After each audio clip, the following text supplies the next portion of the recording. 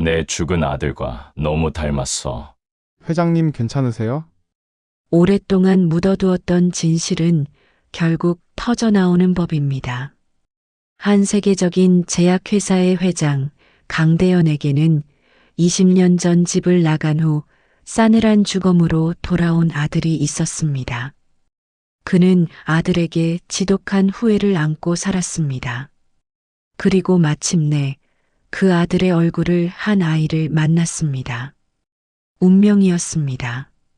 하지만 이 운명 앞에 선 이들은 강대현 회장뿐만이 아니었습니다. 아버지가 이 비극적인 진실을 파헤치려 하자 재산과 명예에 눈이 먼 둘째 아들은 친자 확인 서류를 손에 넣었습니다. 그는 진실을 영원히 어둠 속에 묻어버리려 했습니다. 거짓으로 위장된 그 서류 한 장이 한 가문의 모든 비극과 희망을 시작하게 할 줄은 아무도 몰랐습니다. 진실이 밝혀지는 순간 모든 관계는 산산조각 날 준비를 하고 있었습니다. 그 후 10년 이야기는 다시 시작되었습니다. 이 이야기를 시작하기 전 구독과 좋아요 부탁드립니다. 항상 건강 기원합니다. 강대현 회장의 삶은 겉으로 보기에 완벽했습니다. 국내를 넘어 세계적인 신약을 개발하는 대형 제약회사 신화그룹의 총수였습니다. 하지만 그의 삶 깊은 곳에는 메워지지 않는 커다란 균열이 있었습니다. 죽은 아들 강민호였습니다. 그날은 회장이 매년 해오던 고아원 후원 행사 날이었습니다. 익숙한 행사장의 공기가 그를 감쌌습니다. 원장의 안내를 받으며 시설을 둘러보던 회장의 눈이 한쪽 구석에서 책을 읽고 있는 청년에게 고정되었습니다. 숨이 멎는 듯 했습니다. 머리가 하얗게 비었어요. 그는 회장에게 인사하며 고개를 들었습니다. 죽은 아들 민호와 너무나도 똑같은 얼굴이었습니다. 세월이 멈춘 듯 20년 전 집을 뛰쳐나가던 아들의 모습 그대로였습니다. 회장은 손으로 입을 막았습니다. 손등에 파랗게 힘줄이 솟았습니다. 곁에 있던 원장은 그저 회장이 몸이 불편한 줄로만 알았습니다. 회장은 애써 표정을 감추려 했지만 눈빛은 이미 흔들리고 있었습니다. 그는 청년의 이름을 물었습니다. 김민준이라고 했습니다. 고등학교를 막 마치고 사회로 나가려는 참이었습니다. 회장은 급히 자리를 떴습니다. 심장이 터질 것처럼 뛰었습니다. 곧바로 비서실을 시켜 김민준에 대한 기록을 요청했습니다. 원장 몰래 극비로 진행되었죠. 밤늦도록 회장실 불은 꺼지지 않았습니다. 두꺼운 서류철이 책상 위에 펼쳐져 있었습니다. 민준은 5살 때 고아원에 버려졌습니다. 20년 전 아들이 집을 나갔습니다. 그가 나와 싸우고 절연을 선언한 지 얼마 되지 않았을 때였습니다. 회장은 손으로 서류를 움켜쥐었습니다. 이 청년이 혹시 민호의 아들이 아닐까? 손자일지도 모른다는 의혹이, 아니 간절한 희망이 그의 심장을 아프게 찔렀습니다. 민호가 집을 나간 후 회장은 그의 취업을 모두 막았었습니다. 당장 생계가 막히면 돌아올 줄 알았어요. 아들은 공사판에서 일하다 결국 사고로 세상을 떠났습니다. 회장은 서류를 보며 눈을 감았습니다. 아들이 공사판에 나간 걸 알면서도 곧 돌아오겠지 하고 기다렸던 그날들이 생생하게 떠올랐습니다. 그날 아들이 죽던 그날의 후회가 그를 집어삼켰습니다. 그는 생각했습니다. 손자이든 아니든 상관없다. 도망쳐 나간 아들의 모습을 그대로 닮은 이 아이에게 자신이 주지 못했던 사랑을 주어야 한다고 말입니다. 아이를 보는 순간 마치 어제 일처럼 아들을 다시 만난 것 같아 너무 행복했고 동시에 미안함에 괴로웠습니다. 회장은 무거운 결심을 했습니다.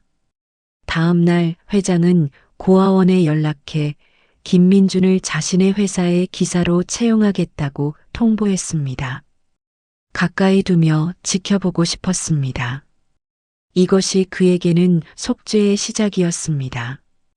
김민준이 회장실 기사로 첫 출근하던 날, 신화그룹 본사에는 묘한 긴장감이 흘렀습니다. 회장은 일부러 식구들에게 아무런 예고도 하지 않았습니다.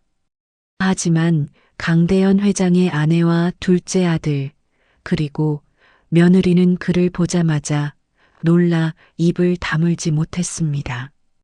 사무실 문이 열리고 민준이 들어섰습니다. 가족들은 마치 시간여행을 한 것처럼 숨을 들이켰습니다. 아들이 살아서 20년 전 그 모습 그대로 걸어 들어온 줄 알았던 것입니다. 둘째 아들 강현주는 특히 얼굴이 하얗게 질렸습니다.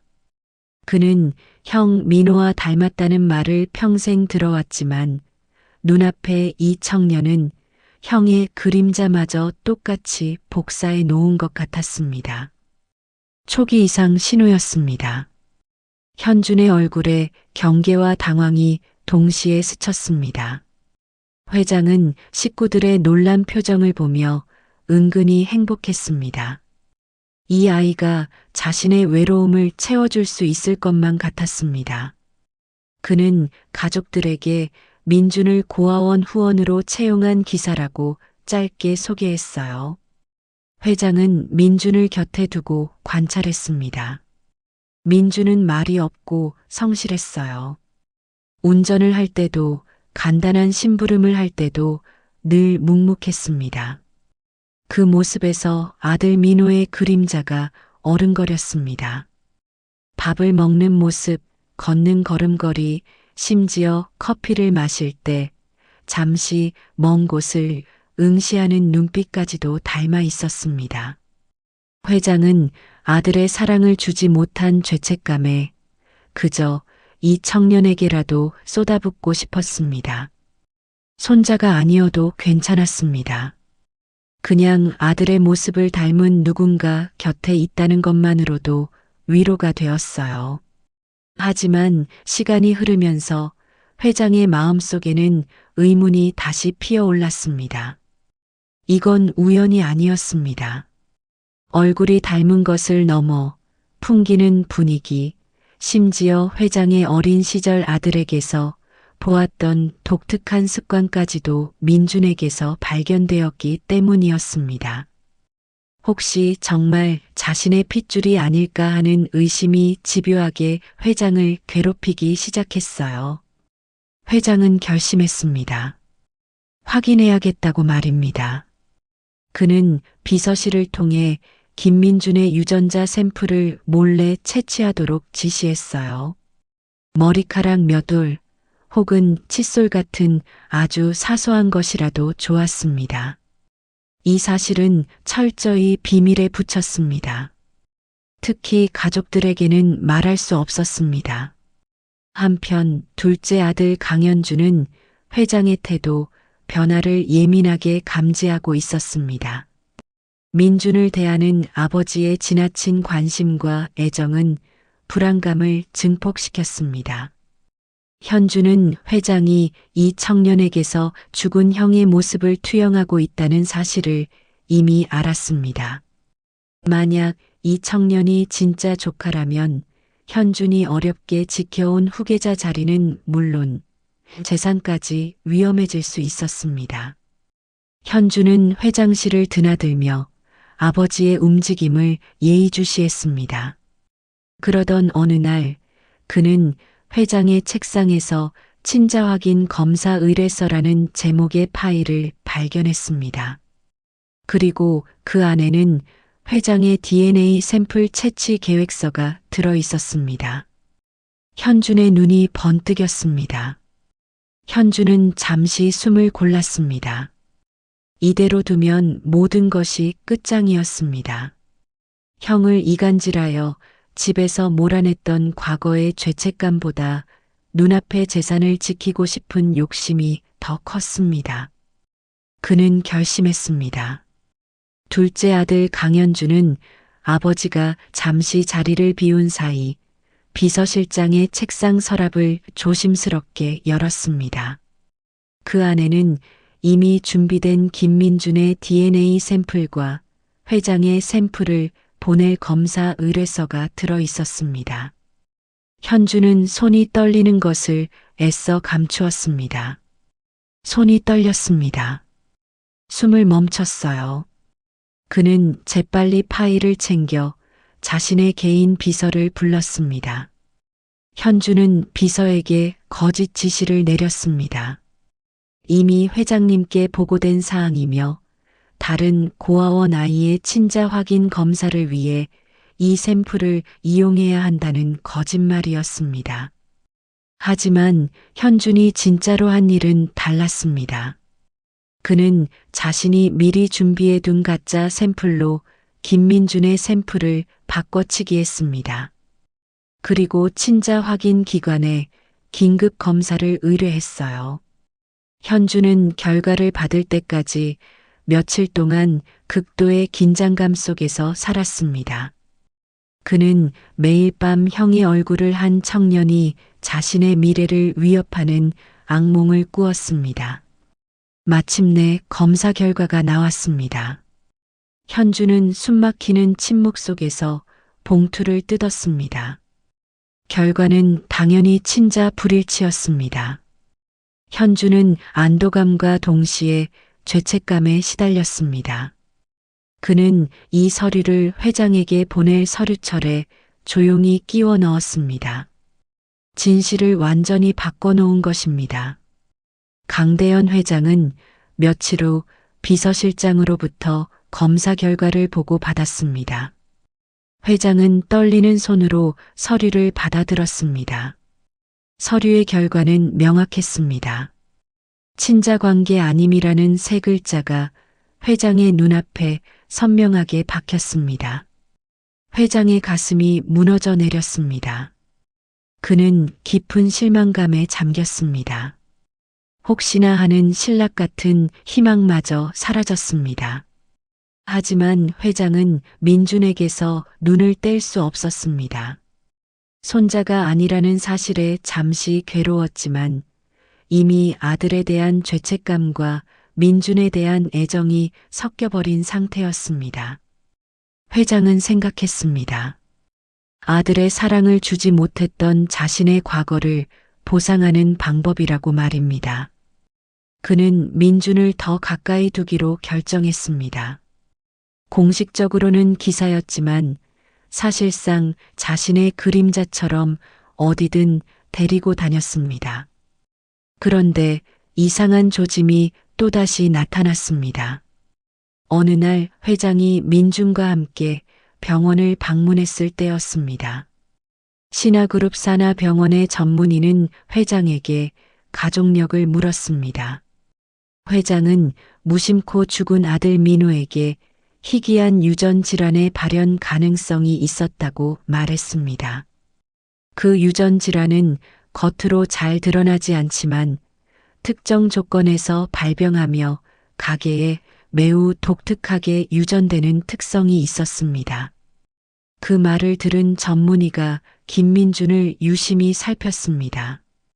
그리고 잠시 후 전문의는 회장에게 조심스럽게 말했습니다.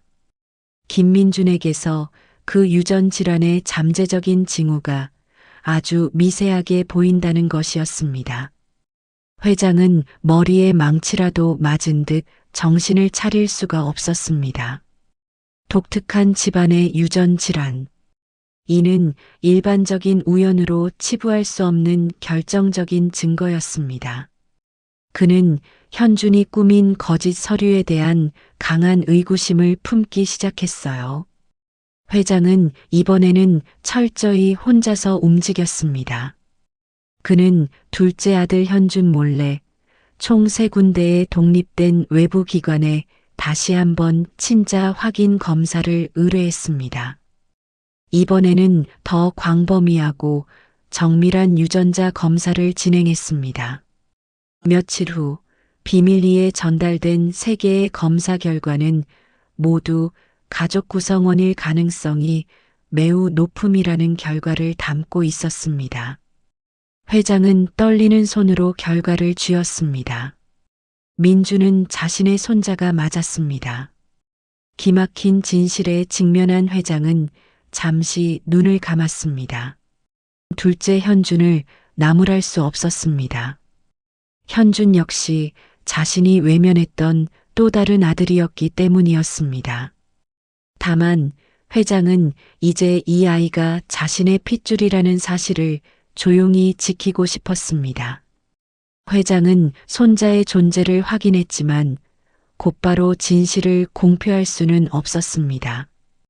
둘째 아들 현준에 대한 실망감과 안타까움, 그리고 이 기막힌 상황을 가족들에게 어떻게 설명해야 할지에 대한 고민이 그를 짓눌렀습니다.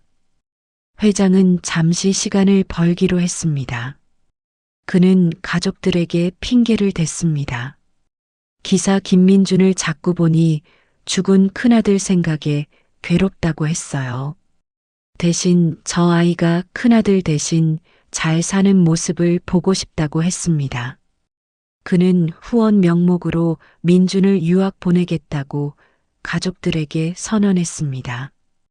둘째 아들 현주는 겉으로는 아버지를 위로하는 척했지만 속으로는 안도했습니다. 위험 요소가 드디어 제거된다고 생각했어요. 그는 회장이 이미 친자 불일치 결과를 받았다고 확신하고 있었습니다. 현주는 그가 이 사실을 숨긴 채 민준을 멀리 보내려는 것이라 짐작했습니다. 회장은 민준을 조용히 불렀습니다. 회사 기사 자리에서 갑자기 유학을 권유하는 회장의 제안에 민준은 놀랐습니다. 회장은 민준에게 유학 경비와 학비를 모두 지원하겠다고 약속했습니다. 단 아무에게도 말하지 말고 미국으로 떠나라는 조건을 달았습니다. 민준은 회장의 제안을 받아들였습니다. 그는 버려진 고아라는 배경 때문에 세상에 대한 뿌리 깊은 불안감을 안고 살았습니다. 버림받지 않기 위해 스스로의 가치를 입증해야 한다는 강렬한 욕구가 있었습니다. 회장의 막대한 지원은 그에게 더 나은 삶을 얻을 수 있는 유일한 기회처럼 느껴졌습니다. 민주는 미국으로 떠났습니다. 다행히 그의 머리는 비상했습니다. 아이비리그 약학과에 합격했습니다. 그는 기숙사 책상에 앉아 쉼없이 공부했습니다. 그런데 민준의 공부는 시간이 갈수록 길어졌습니다. 약학뿐만이 아니었습니다. 법학, 의학까지도 파고들었습니다. 마치 잃어버린 자신의 뿌리를 찾는 것처럼 모든 학문을 악착같이 섭렵했습니다. 민준 역시 스스로의 몸에서 나타나는 독특한 유전적 특징을 알고 있었습니다. 그는 혹시나 하는 마음에 자신의 유전자 검사를 독립적으로 진행해 보았습니다. 결과는 예상했던 대로였습니다. 검사지에 나타난 특이 유전형은 매우 희귀했습니다. 그리고 그는 이 유전형이 한국의 신화그룹 가문에서 보고된 특이 유전 질환의 표지자와 거의 일치한다는 사실을 알게 되었습니다. 민주는 깨달았습니다. 회장이 자신을 후원했던 이유, 그리고 자신을 조용히 미국으로 보냈던 이유를 말입니다. 자신이 그 가문의 핏줄이라는 진실의 첫 조각을 손에 넣은 것입니다. 하지만 민주는 회장에게 이 사실을 알리지 않았습니다. 버림받지 않기 위해서 자신의 입지를 스스로 만들어야 한다고 생각했어요.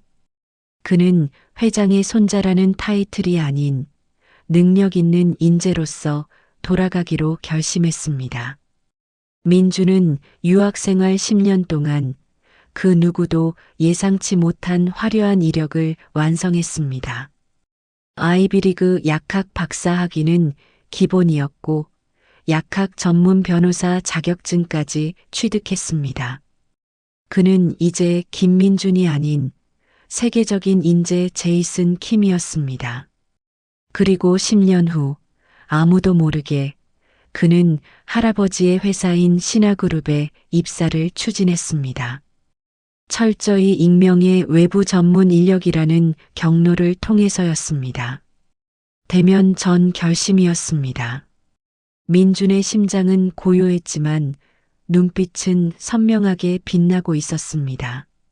10년의 시간이 흘렀습니다. 신화그룹 본사 로비에 김민준, 이제는 제이슨 킴 박사가 들어섰습니다. 그는 세련되고 자신감 넘치는 모습이었어요. 과거 고아원 청년의 어색함은 온데간데 없었습니다. 그는 회장실 기사가 아닌 신화그룹 R&D 부문 혁신 고문으로 입사했습니다. 모든 것은 철저히 비밀리에 진행되었습니다. 민준이 회사의 엘리베이터에 오르자 옆에서 누군가 그를 향해 인사를 건넸습니다. 둘째 아들 강현준 사장이었습니다. 현준은 민준을 알아보지 못했습니다. 10년 전과는 비교할 수 없는 민준의 변화 때문이었습니다. 현준은 그저 이 화려한 이력의 젊은 조언자에게서 느껴지는 낯선 위압감에 잠시 주춤했습니다. 현준은 형식적인 인사를 건넸습니다. 민준은 짧고 간결하게 답했습니다. 현준은 문득 이 청년의 얼굴이 익숙하다는 생각을 했습니다. 하지만 수많은 사람을 대하는 현준에게 이 젊은 박사는 그저 재능 있는 외부 인사에 불과했어요. 며칠 후 민준은 회장의 집무실에서 강대현 회장과 마주쳤습니다. 회장이 먼저 그를 알아보고 자리에서 벌떡 일어났습니다. 회장은 너무 놀라 당황했지만 이내 얼굴에 깊은 미소를 지었습니다. 은근히 너무 행복했습니다. 회장은 손자를 알아본 것입니다. 하지만 그 자리에는 둘째 아들 현준도 배석해 있었습니다. 회장은 민준을 바라보며 감격을 속으로 삼켰습니다. 민준은 고요한 눈빛으로 회장을 응시했습니다. 민준은 자신의 입지를 먼저 굳힌 후 회장과 둘만의 시간을 만들 계획이었습니다. 하지만 둘째 아들 현준은 불안감을 감추지 못했습니다. 아버지가 이 젊은 박사를 대하는 태도가 예사롭지 않았기 때문입니다. 현준은 민준의 이력을 보았습니다. 약학, 법학, 그리고 제약산업 전반에 걸친 통찰력. 모두 현준 본인이 갖지 못한 압도적인 능력이었습니다. 둘째는 형을 몰아세워 밖으로 나가게 했던 과거가 떠올랐습니다. 그때도 그랬습니다. 뭐든 잘하는 형에게 느껴졌던 질투심, 인정받고 싶은 요구가 강했습니다. 지금 눈앞에 이 조언자에게서도 형의 그림자와 비슷한 위협을 느꼈습니다. 민준은 회사 내에서 빠르게 입지를 다져나갔습니다. 그는 신약 개발 과정에서 발생하는 복잡한 법적 문제를 해결했고 R&D의 방향성을 혁신적으로 제시했습니다. 그의 능력이 회사의 미래를 좌우할 것처럼 보였습니다. 현준은 더욱 불안해지기 시작했습니다. 그는 민준을 견제하기 위해 사사건건 그의 의견에 반대했습니다. 회장은 이 모든 상황을 지켜보고 있었습니다. 둘째 아들의 질투, 그리고 눈앞에서 자신의 존재를 입증하려는 손자. 회장은 압니다. 이제부터가 숙제였습니다. 이 가족 간의 복잡한 감정과 갈등 속에서 어떻게 화해하고 살아가야 할지 말입니다. 민주는 회장에게 자신의 유전자 검사 결과를 직접적으로 언급하지 않았습니다. 그는 나레이션으로 말했습니다. 버려진 아이는 스스로 자신을 증명해야 합니다. 타이틀이 아닌 능력으로 말이죠. 그의 목표는 명확했습니다. 가장 높은 곳에 올라 그 누구도 자신을 버릴 수 없게 만드는 것이었습니다. 그는 이제 이 이야기의 진정한 주인공으로 서 있었습니다. 강현준이 무리하게 추진했던 대형 해외 투자 프로젝트에서 결국 큰 손해가 발생했습니다. 현준은 조급함과 판단 착오로 신화그룹에 수백억 원대의 손실을 입혔습니다. 회사 내부는 술렁거렸습니다. 회장의 신뢰는 바닥으로 떨어졌습니다. 강대현 회장은 모든 것을 알고 있었습니다. 현준의 질투와 불안감이 낳은 결과였습니다.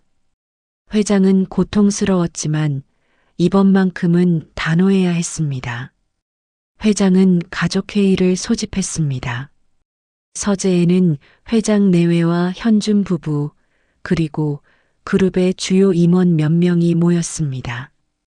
민주는 아직 가족이 아니었기에 배제되었습니다. 회의는 무거운 침묵 속에서 시작되었습니다. 회장은 현준을 물끄러미 바라보았습니다. 현준아. 회장의 목소리는 낮았지만 단호했습니다. 아버지. 현준은 고개를 들지 못했습니다. 그의 얼굴은 창백했습니다. 내가 저지른 일이 단순히 업무 실수는 아니라는 걸 안다. 내 조급함이 낳은 결과다.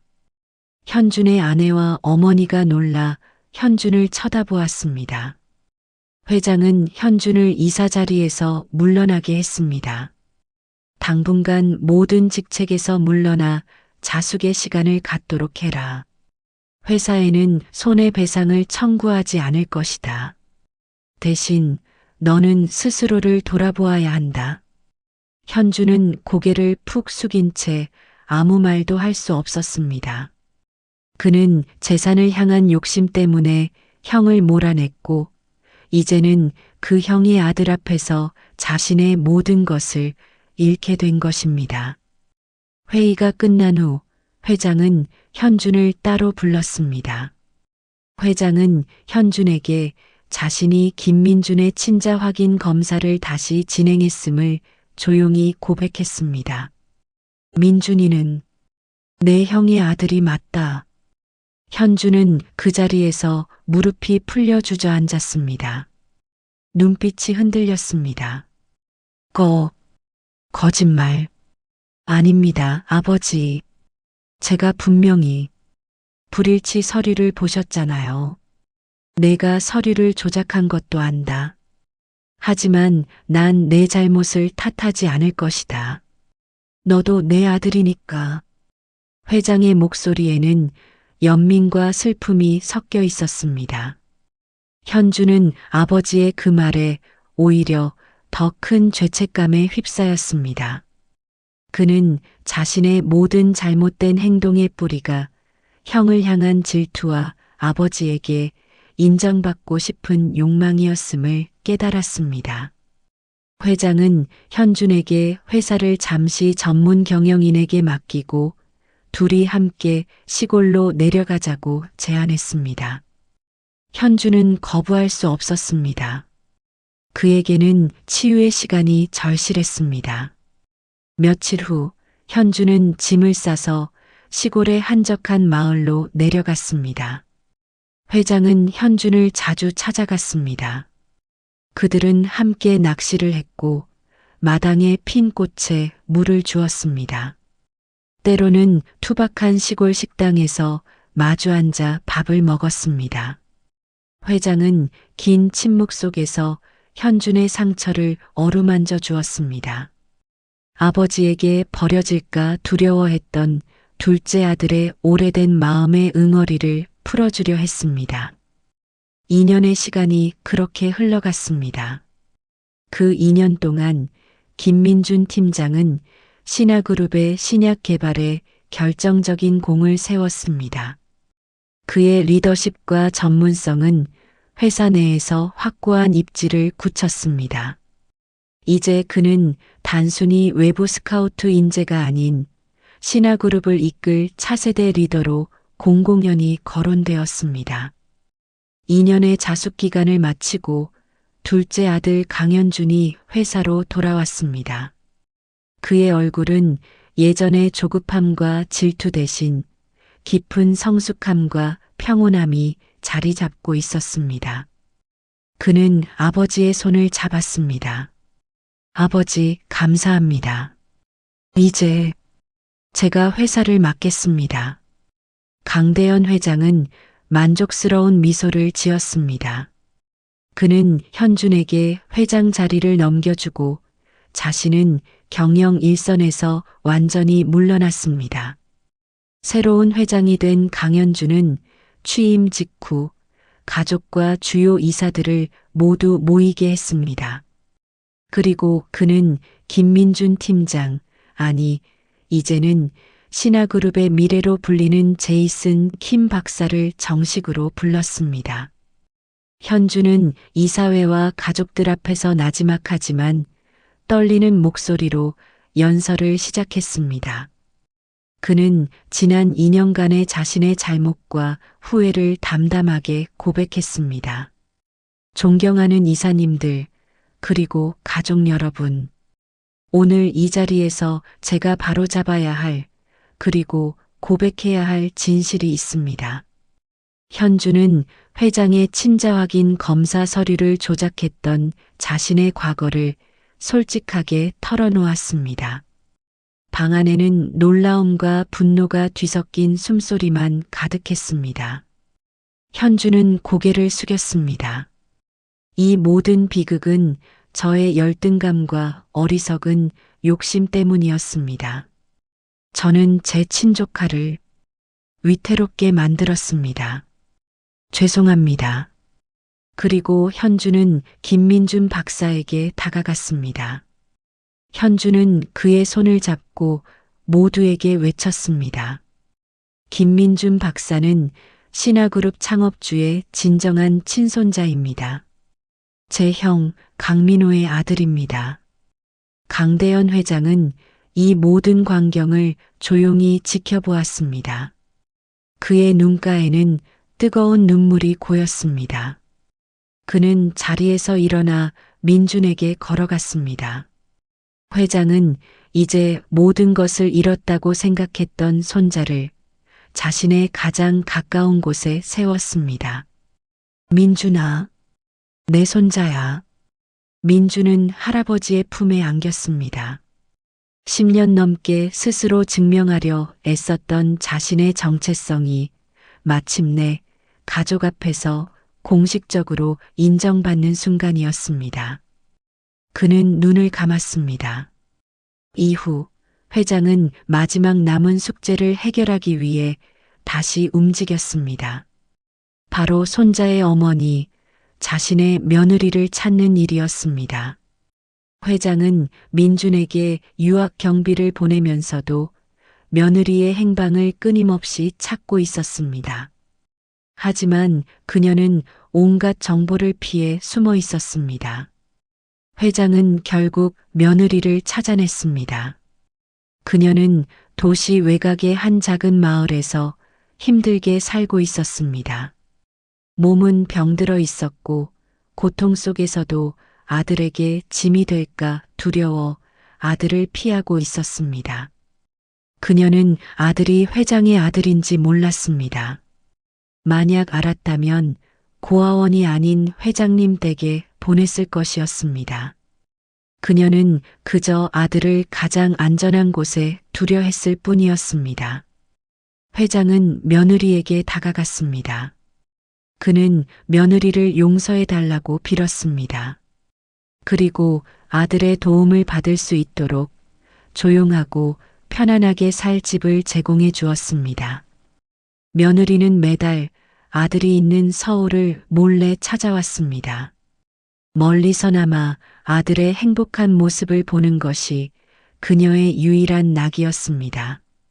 그들의 상처는 천천히 그리고 깊게 치유되기 시작했습니다. 그로부터 1년이 흘렀습니다. 신화그룹은 강현준 회장과 김민준 사장 이사회 결정으로 민주는 신약개발 부문 사장으로 승진했습니다. 현주는 형의 아들에게 진심으로 도움을 주었고 민주는 작은아버지에게서 가족의 온기를 느꼈습니다. 두 사람은 이제 더 이상 경쟁자가 아닌 서로를 보완하는 든든한 가족이자 동료였습니다. 강대현 전 회장은 며느리와 손자 그리고 둘째 아들 부부가 함께하는 조용한 저녁 식사를 자주 마련했습니다. 며느리는 아직은 사람들 앞에 나서지 않았지만 회장은 그녀가 회복할 수 있도록 모든 것을 배려했습니다. 매주 그녀의 집을 찾아가 안부를 물었습니다. 그는 며느리를 통해 죽은 아들의 흔적과 따뜻한 체온을 느꼈습니다. 그의 오랜 후회와 죄책감이 치유되는 시간이었습니다. 민주는 할아버지의 모든 재산을 물려받을 자격을 갖추었지만 그는 오직 자신의 능력으로 얻은 회사의 입지만을 고수했습니다. 그의 목표는 재산이 아니라 버림받지 않을 만큼 유능한 사람이 되는 것이었습니다. 이제 그는 할아버지와 작은아버지 그리고 어머니라는 든든한 울타리를 가졌습니다. 어느 날 회장은 오랜만에 가족 모두와 함께 시골의 낚시터를 찾았습니다. 그곳은 2년 전 현준과 함께 시간을 보냈던 바로 그 장소였습니다. 회장은 물끄러미 강물을 바라보았습니다. 옆에는 이제 그룹의 어엿한 회장이 된 둘째 아들 현준이 낚싯대를 들이우고 있었고 그 옆에는 손자 민준이 어머니의 손을 잡고 조용히 미소 짓고 있었습니다. 따뜻한 햇살이 세 사람의 등을 감쌌습니다. 회장은 이제야 가족이 완전해졌음을 느꼈습니다. 그는 긴 침묵 끝에 나지막이 말했습니다. 참 좋은 날이구나. 그의 목소리에는 그 어떤 재산이나 경영권보다 값진 용서와 화해의 여운이 가득했습니다. 과거의 비극은 이제 현재의 행복을 이루는 단단한 밑거름이 되었습니다. 민준의 어머니는 회장의 옆에 조용히 앉았습니다. 그녀는 아들과 시아버지가 함께 있는 그 풍경을 보며 20년 전 아들을 향해 남겼던 메모의 마지막 구절을 떠올렸습니다. 너를 용서해 줄 수 있는 사람이 나타나기를 바란다. 이제 그녀 자신도 그리고 이 모든 가족도 서로를 용서하며 살아가고 있었습니다. 잔잔한 강물처럼 평화가 찾아왔습니다. 이것이 그들의 해피엔딩이었습니다.